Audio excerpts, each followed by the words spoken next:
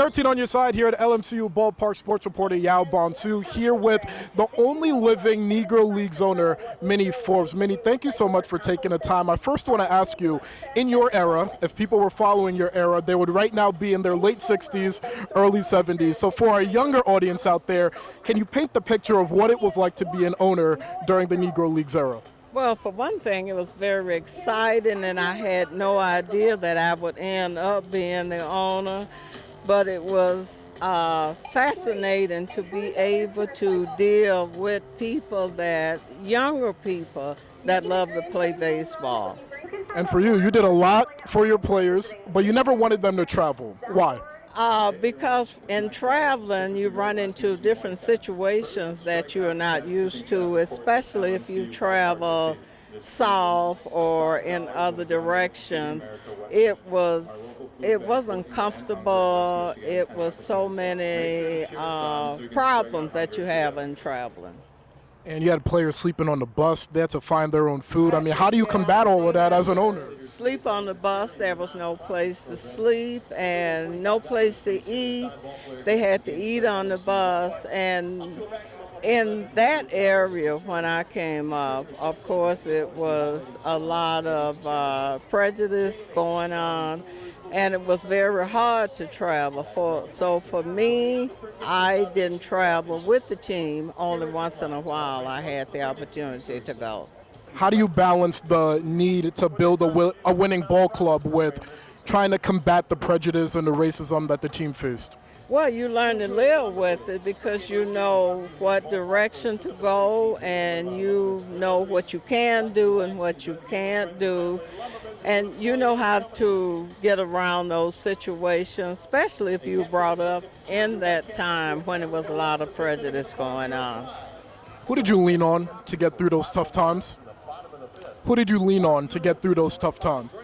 In the tough times, of course, I lean on God. I'm a very religious person, and I lean on God especially, but then as far as the human part, there was family members, my uncle, and all the baseball players that I lean on.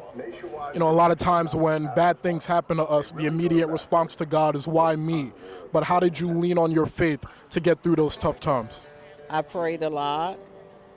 And then I had praying people that also prayed with me, my church and different people. So that's the only way you can make it, is you have to use your faith. And you are the only living Negro Leagues owner. What do you want people to remember about your legacy and what you did as an owner in the Negro Leagues? I would like for them to remember that in order to accomplish what you want, you have to stick to it. You can't give up, and you got to be dedicated. And also, you have to work together as a team. You can't do anything alone. So you always dependent on other people, and you have to have faith. And for you, you're 92 years old. Yeah. What is the secret? Please share with the audience what the secret is.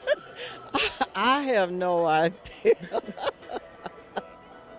I wish I knew. If I knew, I would probably ball it and sell it, but I don't know.